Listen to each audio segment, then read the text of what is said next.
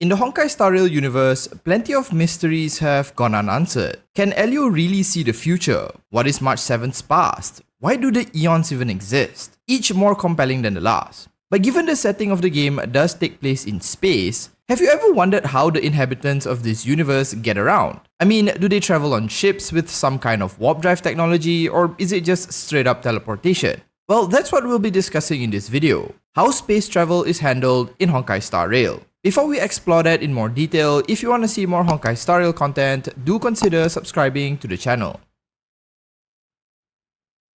The universe of Star Rail is immensely vast, and traversing all of it may be close to impossible. There are planetary clusters that have yet to be discovered, and planets that were once accessible can often be cut off due to a myriad of different reasons.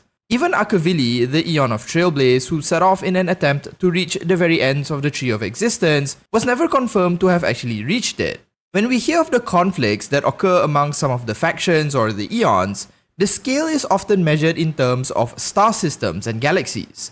The Interastral Peace broadcast has once mentioned that their experiments related to containing the Stellarons involved a total of 113 galaxies. What I'm trying to illustrate here is how enormous the setting of Star Rail actually is, which begs the question of how does anyone get around?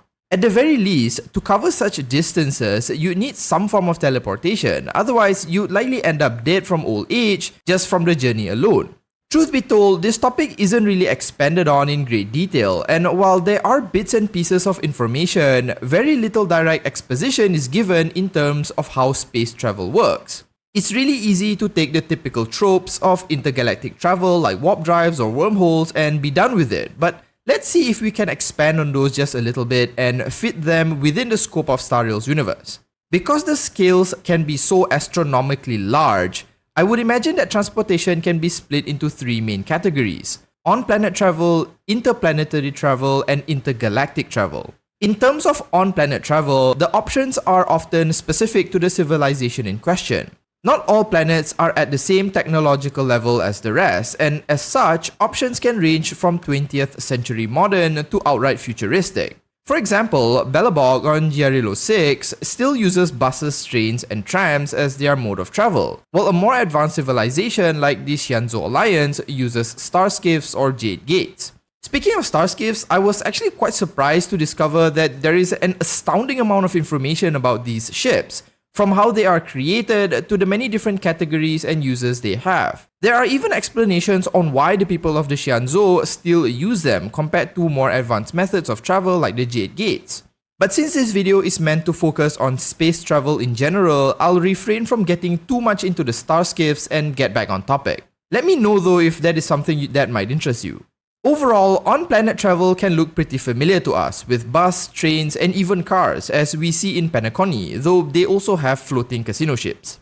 In terms of interplanetary travel, we have actually seen the typical spaceship used to travel between different planets or locations. The IPC have a fleet of ships they use for logistics or travel, while civilizations such as the Xianzhou Alliance have their world ships and even use starskiffs. I would assume that each ship that travels between planets is capable of at least reaching speeds near or beyond the speed of light, otherwise only those with really long lives can actually make it to their destination.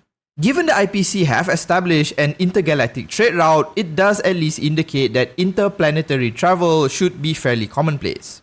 Now, both on-planet and interplanetary travel are still within the realms of our imagination. It's a scale we can still somewhat grasp. I mean, to travel from Earth to Pluto takes only about 4 hours, traveling at the speed of light. But to travel to our nearest galaxy, the Canis Major Dwarf Galaxy, it takes a whopping 25,000 years. Going to the Andromeda Galaxy is even crazier, requiring a travel time of 2.5 million years. Suffice to say, the universe is really big. So how then can the IPC cover 113 galaxies in their Stellaron experiments as I mentioned earlier? They must be traveling far beyond the speed of light, and the most straightforward idea that comes to mind is that they're using wormholes. Intergalactic distances may very well necessitate a means of travel that involves the folding of space itself, so that you don't actually travel through space but essentially teleport from one point to another. While it's not explicitly mentioned whether or not such technology exists, We do know that the Shenzhou Alliance, at the very least, has technology that can conceptually achieve this. Have you ever noticed how the inside of the Shenzhou ships appear far larger than the ship itself? Kinda like Doctor Who's TARDIS. This is largely attributed to the space folding technology they utilize, which allows them to create delves, pockets of folded space layered within itself. This is what makes the space inside appear far larger than the outside. This technology can very likely be used or reapplied for instantaneous travel as well, folding the space between your departure point to your intended destination. Perhaps other civilizations use different methods to achieve the same outcome, but this might be what allows the people in Star Rail to travel great distances. Aside from the typical wormhole approach, there are also other possibilities, such as the Star Rails, connection points between different areas of space put in place by the Eon of the Trailblazing as they traverse the cosmos on the Astral Express. We don't fully understand the mechanism behind these rails, but essentially, as the Astral Express travels from planet to planet, they leave behind what's referred to as the Star Rails. These rails are accessible for practically anyone to use, and it's actually because of the Astral Express and the Trailblazers that most of the universe is connected. Even the IPC and the Shenzhou Alliance make use of these rails in order to travel, as it's actually far safer to use them than other methods. I sort of think that the rails work in the same way as the mass relay system in the Mass Effect games, with each relay connecting you to another point in the galaxy, and most ships just need to approach the relay to achieve faster than light travel. The last mode of travel that we currently know of actually enables all three levels of travel mentioned previously, and it's one you're likely familiar with, the space anchor. Space anchors are these bluish objects that float in random locations found across the universe. They allow instantaneous travel between locations, with the only cost being a loading screen. There doesn't seem to be any limitations in terms of distance, and any individual can access any space anchor and appear at the opposite end of the universe. Much like any other form of travel, we don't really have much of an explanation on how they work, but March has mentioned that they may be tied to the Trailblaze, much like how the rails are. In her comment, she was replying to Master Gong Shu, who was explaining how Jade screens work, another tool that allowed instantaneous travel but implies that the Trailblaze anchors are far more convenient and efficient. There is the possibility that they work in the same way as the teleporters in Genshin Impact, which connects to each other through the ley lines. Maybe in Star Rail, each space anchor is connected to one another through imaginary energy, or perhaps even the Star Rails themselves. Given they are related to the Trailblaze, there is the possibility that only those that tread on the path can actually use them, and I have a feeling that you can only go to places that you have once visited, making them work very similarly to the Star Rails and perhaps are tied to them. Since we've only ever seen them on planets and indoors, rather than floating out in the void of space, perhaps it only works with individuals, allowing them to travel great distances, but if you're on a ship or a train, then you'd have to use the Star Rails. Now, most of what I've shared assumes that the physics of Star Rail's universe works the same way as in the real world, and as such, why faster than light travel or wormholes are the likely answer to how one travels across space in Star Rail. But let's imagine for a second that it doesn't.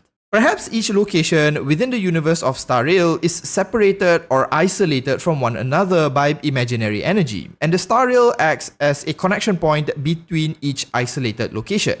Each galaxy or star system within Star Rail's universe is sectioned off and exists within its own bubble, and only those who can manipulate imaginary energy can actually access them.